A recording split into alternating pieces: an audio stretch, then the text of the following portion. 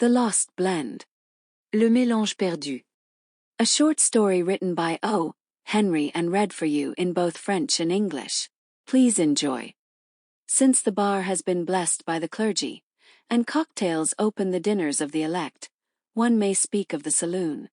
Depuis que le bar a reçu la bénédiction du clergé, et que les cocktails ouvrent les dîners des élus, on peut parler du café-bar. Teetotalers need not listen if they choose. There is always the slot restaurant, where a dime dropped into the cold bouillon aperture will bring forth a dry martini. Les abstinents n'ont pas besoin d'écouter, s'ils le souhaitent. Il y a toujours le restaurant à monnayeur, où une pièce de 10 cents glissée dans la fente pour bouillon froid fera apparaître un martini sec. Con Lantry worked on the sober side of the bar in Keneally's Café. Con Lantry travaillait du côté sobre du comptoir dans le café de Keneally. You and I stood one-legged like geese, on the other side and went into voluntary liquidation with our week's wages. Vous et moi, nous nous tenions, sur une seule jambe comme des oies, de l'autre côté, et nous partions en liquidation volontaire avec nos salaires hebdomadaires. Opposite danced Con, clean, temperate, clear-headed, polite, white-jacketed, punctual, trustworthy, young, responsible and took our money. En face, Con virevoltait, propre, tempérant, la tête froide, poli, en veste blanche, ponctuel, digne de confiance, jeune, responsable, et il prenait notre argent. The saloon, whether blessed or cursed, stood in one of those little places, which are parallelograms instead of streets, and inhabited by laundries, decayed Knickerbocker families and bohemians who have nothing to do with either. Le café-bar, qu'il fût béni ou maudit, se trouvait dans l'une de ces petites places qui sont des parallélogrammes au lieu d'être des rues, et où cohabitaient des blanchisseries, des familles Knickerbocker déchues et des bohèmes qui n'avaient rien à voir avec l'un ou l'autre. Over the café lived Keneally and his family. His daughter Catherine had eyes of dark Irish, but why should you be told? Au-dessus du café vivait Keneally et sa famille. Sa fille Catherine avait des yeux d'un sombre Irlandais.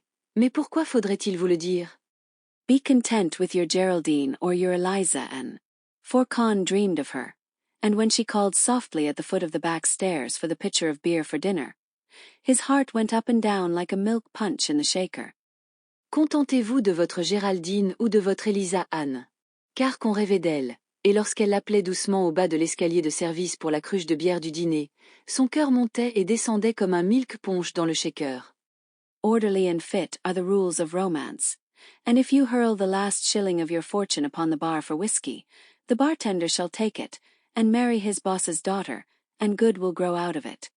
Le roman sentimental a ses règles ordonnées et toutes désignées. Si vous jetez votre dernier shilling de fortune sur le comptoir pour un whisky, le barman le prendra, épousera la fille de son patron, et de la naîtra le bonheur. But not so Con, for in the presence of woman he was tongue-tied and scarlet. Mais pas con, car en présence d'une femme, il restait muet et écarlate. He who would quell with his eye the sonorous youth whom the claret punch made loquacious, or smash with lemon squeezer the obstreperous, or hurl gutterward the cantankerous without a wrinkle coming to his white lawn tie, when he stood before woman he was voiceless, incoherent, stuttering, buried beneath a hot avalanche of bashfulness and misery.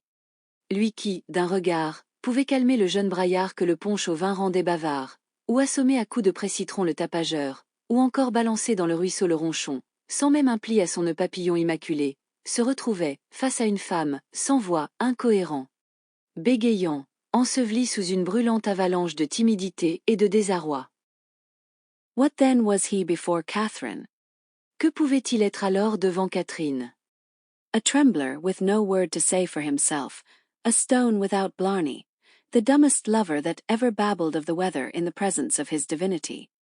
Un tremblant, sans un mot pour lui-même, une pierre sans flatterie, l'amoureux le plus niais qui ait jamais bafouillé sur la météo devant son idole. There came to Keneally's 2 sunburned men, Riley and McQuirk. They had conference with Keneally, and then they took possession of a back room which they filled with bottles and siphons and jugs and druggists' measuring glasses. All the appurtenances and liquids of a saloon were there, but they dispensed no drinks. 2 hommes, Riley et M.C. Kirk, le teint hâlé par le soleil, vinrent chez Keneally. Ils s'entretinrent avec lui, puis ils prirent possession d'une arrière-salle qu'ils remplirent de bouteilles, de siphons, de cruches et de verres gradués de pharmaciens. On y retrouvait tous les accessoires et boissons d'un bar, mais il ne servait aucune consommation. All day long the two sweltered in there pouring and mixing unknown brews and decoctions from the liquors in their store. Riley had the education, and he figured on reams of paper, reducing gallons to ounces and quarts to fluid drams. Tout le jour, à grand renfort de sueur, ils y versaient et mêlaient d'étranges breuvages et décoctions tirés des alcools à leur disposition. Riley, doté d'une certaine instruction, noircissait des liasses de papier, convertissant des gallons en onces et des quarts en drachmes liquides. McQuirk, a morose man with a red eye, dashed each unsuccessful completed mixture into the waste pipes with curses gentle, husky and deep. M.C. Kirk, un homme morose à l'œil injecté, balançait chaque mixture ratée dans le tuyau d'évacuation, l'accompagnant d'un chapelet de jurons, doux, rauques et profonds. They labored heavily and untiringly to achieve some mysterious solution like two alchemists striving to resolve gold from the elements. Ils travaillaient d'arrache-pied et sans relâche pour aboutir à une solution mystérieuse, tels deux alchimistes s'efforçant de dégager l'or des éléments. Into this back room one evening when his watch was done sauntered Con. His professional curiosity had been stirred by these occult bartenders at whose bar none drank, and who daily drew upon Kenealy's store of liquors to follow their consuming and fruitless experiments. Un soir, alors que son service était terminé, Con entra dans cette arrière-salle. Sa curiosité professionnelle était éveillée par ces barmen occultes dont personne ne goûtait le bar, et qui puisaient chaque jour dans la réserve d'alcool de Kenealy pour poursuivre leurs expériences voraces et vaines. Down the back stairs came Catherine with her smile like sunrise on Guibara Bay. Par l'escalier de service descendit Catherine, avec son sourire semblable à l'aube sur la baie de Guibara. Good evening, Mr. Lantry, says she. And what is the news today, if you please? Bonsoir, Monsieur Lantry, dit-elle. Et quelles sont les nouvelles d'aujourd'hui, je vous prie? It looks like our rain, stammered the shy one, backing to the wall. On dirait qu'il va pleuvoir, balbutia le timide, se plaquant contre le mur. It couldn't do better, said Catherine. I'm thinking there's nothing the worse off for a little water. Ça ne saurait mieux tomber, dit Catherine. Je crois que rien n'est pire avec un peu d'eau. In the back room Riley and McQuirk toiled like bearded witches over their strange compounds. Dans l'arrière-salle, Riley et M.C. Kirk s'acharnaient comme des sorcières barbues sur leurs étranges mélanges. From 50 bottles they drew liquids carefully measured after Riley's figures, and shook the whole together in a great glass vessel. Dans une cinquantaine de bouteilles, ils puisaient des liquides, savamment dosés d'après les calculs de Riley, puis ils secouaient le tout dans un grand récipient de verre. Then McQuirk would dash it out, with gloomy profanity, and they would begin again. Ensuite M.C. Kirk jetait tout, ponctuant son geste d'une sinistre série de jurons, et il recommençait. Sit down, said Riley to Con, and I'll tell you. Assieds-toi, dit Riley à Con, et je vais t'expliquer. Last summer me and Tim concludes that an American bar in this nation of Nicaragua would pay. L'été dernier, Tim et moi avons conclu qu'un bar américain dans ce pays qu'est le Nicaragua serait rentable. There was a town on the coast where there's nothing to eat but quinine and nothing to drink but rum. Il y avait une ville côtière où on ne trouvait à manger que de la quinine et à boire que du rhum. The natives and foreigners lay down with chills and get up with fevers, and a good mixed drink is nature's remedy for all such tropical inconveniences. Autochtones et étrangers s'alitaient avec des frissons et se relevaient avec de la fièvre. Et un bon cocktail est le remède naturel à ces désagréments tropicaux. So we lays in a fine stock of wet goods in New York, and bar fixtures and glassware, and we sails for that Santa Palma town on a lime steamer. Alors, nous avons constitué une belle réserve d'alcool à New York, acheté des aménagements de bar et de la verrerie, puis avons mis le cap sur la ville de Santa Palma à bord d'un cargo transportant des citrons verts. On the way me and Tim sees flying fish and plays 7-up with the captain and steward, and already begins to feel like the highball kings of the tropics of Capricorn. En route, Tim et moi avons vu des poissons volants et joué au 7-up avec le capitaine et l'intendant, et nous nous sentions déjà comme les rois du Iqbal sous les tropiques du Capricorne. When we gets in 5 hours of the country that we was going to introduce to long drinks and short change, the captain calls us over to the starboard binnacle and recollects a few things. Quand il nous restait 5 heures avant d'arriver dans ce pays que nous allions initier au long drink et au rendu de monnaie rapide, Le capitaine nous appela près du compas de droite pour nous rappeler quelques faits. I forgot to tell you boys, says he, that Nicaragua slapped an import duty of 48% ad valorem on all bottled goods last month. The president took a bottle of Cincinnati hair tonic by mistake for Tabasco sauce, and he's getting even. Barreled goods is free. J'ai oublié de vous dire, les gars, fit-il, que le Nicaragua a imposé le mois dernier un droit d'importation de 48% ad valorem sur tous les alcools en bouteille. Le président a pris par erreur une bouteille de lotion capillaire de Cincinnati pour de la sauce Tabasco, et il se venge. Les alcools en fût sont libres. Sorry you didn't mention it sooner, says we. And we bought 2 42-gallon casks from the captain, and opened every bottle we had and dumped the stuff all together in the casks. Dommage que vous ne l'ayez pas dit plus tôt, répondîmes-nous. Puis nous avons acheté 2 fûts de 42 gallons au capitaine, ouvert chaque bouteille que nous avions et tout versé ensemble dans ces fûts. That 48% would have ruined us, so we took the chances on making that $1,200 cocktail rather than throw the stuff away. Ces 48% nous auraient ruinés. Nous avons donc pris le risque de composer ce cocktail de $1,200 plutôt que de tout jeter. Well, when we landed we tapped one of the barrels. The mixture was something heartrending. It was the color of a plate of Bowery pea soup, and it tasted like one of those coffee substitutes your aunt makes you take for the heart trouble you get by picking losers. Eh bien, en débarquant, nous avons entamé l'un des fûts. Le mélange était à fendre l'âme. Il avait la couleur d'une assiette de soupe au pois du Bowery, et avait un goût de ces ersatz de café que votre tante vous fait boire pour soigner vos palpitations dues au choix de mauvais chevaux au turf. We gave a nigger 4 fingers of it to try it, and he lay under a coconut tree 3 days beating the sand with his heels and refused to sign a testimonial. Nous avons donné 4 doigts de ce breuvage à un noir pour tester, et il est resté 3 jours sous un cocotier à taper le sable de ses talons, refusant de signer toute attestation.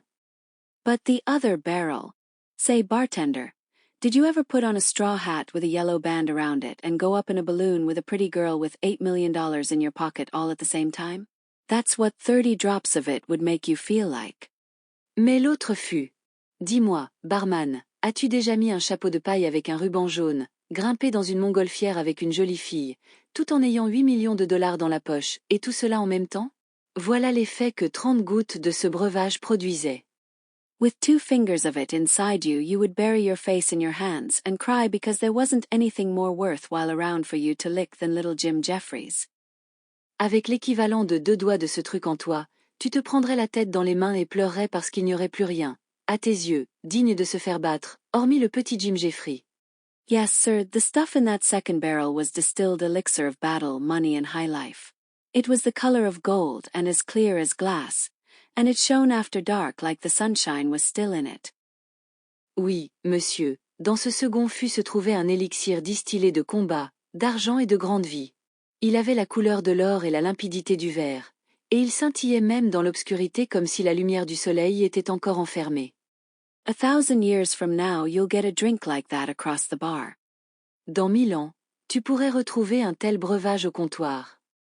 Well, we started up business with that one line of drinks, and it was enough. The piebald gentry of that country stuck to it like a hive of bees. Bref, nous avons démarré notre affaire avec cette seule boisson, et c'était suffisant. La population bigarrée de ce pays y était accrochée comme un essaim d'abeilles. If that barrel had lasted, that country would have become the greatest on earth.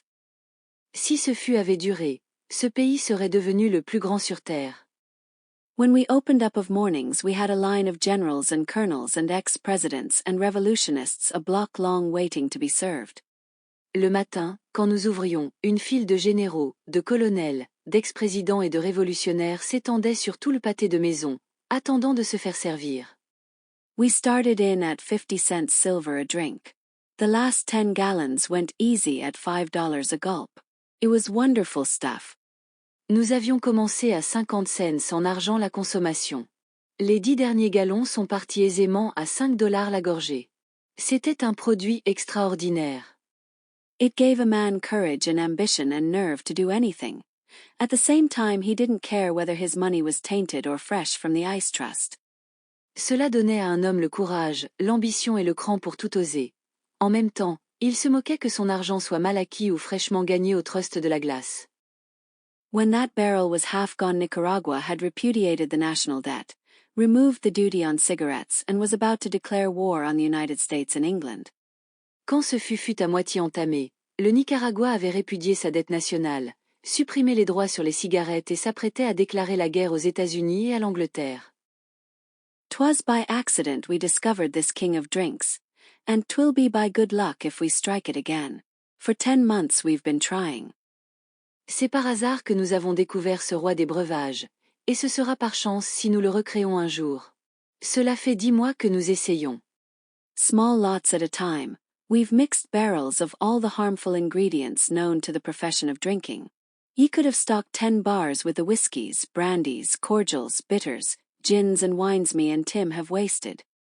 Par petites quantités, nous avons mélangé des fûts de tous les ingrédients nocifs connus dans la profession de la boisson.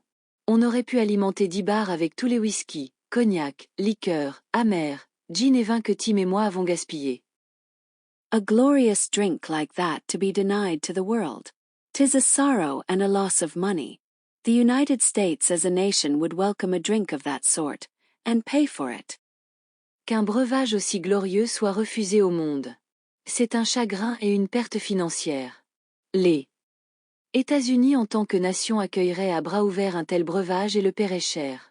All the while McQuirk had been carefully measuring and pouring together small quantities of various spirits, as Riley called them, from his latest penciled prescription. The completed mixture was of a vile, mottled chocolate color. McQuirk tasted it and hurled it, with appropriate epithets, into the waste sink. Pendant ce temps, M.C. Kirk mesurait et versait soigneusement de petites quantités de divers spiritueux, comme Riley les nommait, selon sa dernière formule griffonnée. Le mélange final revêtait une vilaine couleur, tachetée de chocolat. M.C. Kirk le goûta, puis le balança, accompagné d'injures adéquates, dans l'évier des rejets. "'Tis a strange story even if true," said Con. "I'll be going now along to my supper." C'est une histoire étrange, même si elle est vraie, dit Con. Je vais maintenant m'en aller dîner. "Take a drink," said Riley. "We've all kinds except the lost blend." "Prends un verre," proposed Riley. On a de tout, sauf le mélange perdu. "I never drink," said Con. "Anything stronger than water.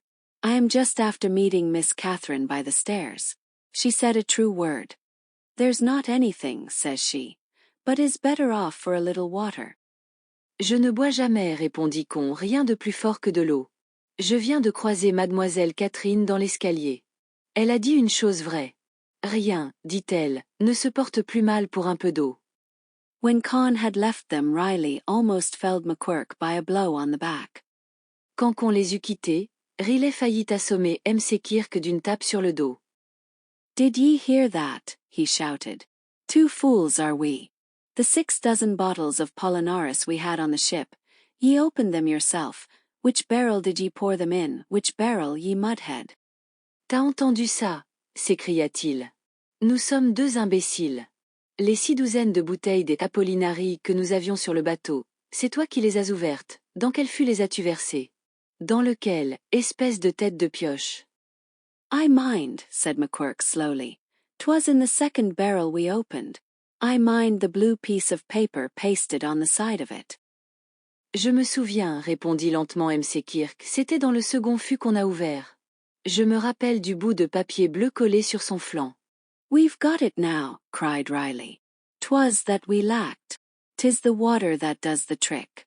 Everything else we had right. Hurry, man, and get 2 bottles of Pollinaris from the bar, while I figure out the proportionments with me pencil." Nous y sommes, s'écria Riley. C'est ça qui nous manquait. C'est l'eau qui fait toute la différence. Tout le reste était correct. Dépêche-toi, mon gars, et va chercher 2 bouteilles d'Apollinari au bar, pendant que je calcule les proportions avec mon crayon. An hour later Con strolled down the sidewalk toward Keneally's cafe. Thus faithful employees haunt, during their recreation hours, the vicinity where they labor, drawn by some mysterious attraction. 1 heure plus tard, Con déambulait sur le trottoir en direction du café de Keneally.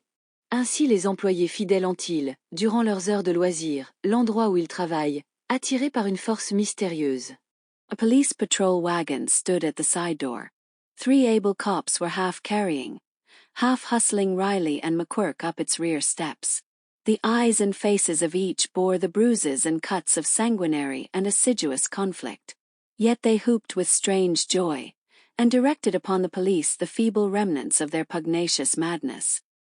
Un fourgon de police se trouvait à la porte latérale. 3 solides agents, à demi traînants, à demi poussant Riley et MC Kirk, les faisaient monter sur la plateforme arrière. Tous deux avaient sur le visage et au coin des yeux des bosses et coupures, témoins d'un combat sanglant et acharné. Pourtant, ils poussaient des cris de joie étranges, et adressaient aux policiers les faibles restes de leur folie belliqueuse.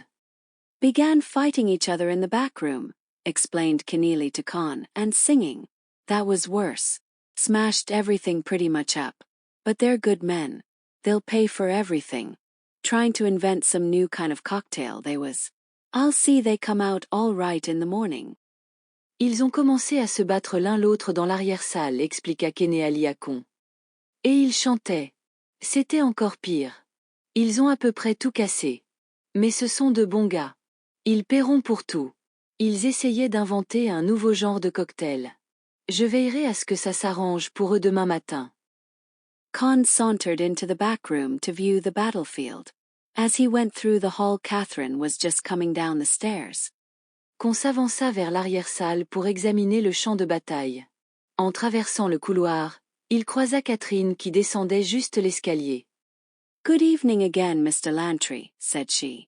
And is there no news from the weather yet? Bonsoir encore, Monsieur Lantry, dit-elle. Et pas de nouvelles du temps encore. Still threatens our rain, said Con, slipping past with red in his smooth, pale cheek. Ça menace toujours de pleuvoir, répondit Con, la joue lisse et pâle soudain teintée de rouge, en se faufilant. Riley and McQuirk had indeed waged a great and friendly battle. Broken bottles and glasses were everywhere. The room was full of alcohol fumes. The floor was variegated with spirituous puddles.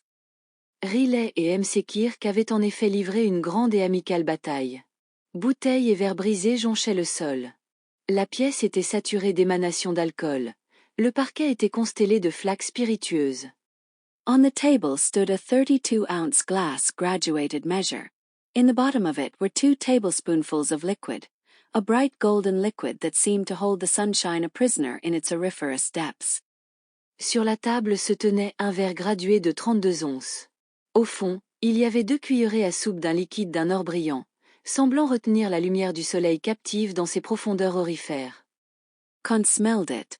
He tasted it. He drank it. Con le huma. Le goûta. Le but. As he returned through the hall, Catherine was just going up the stairs. En repassant dans le couloir, Con croisa Catherine qui remontait l'escalier. No news yet, Mr. Lantry? She asked with her teasing laugh. Toujours pas de nouvelles, Monsieur Lantry? Demanda-t-elle avec son rire taquin.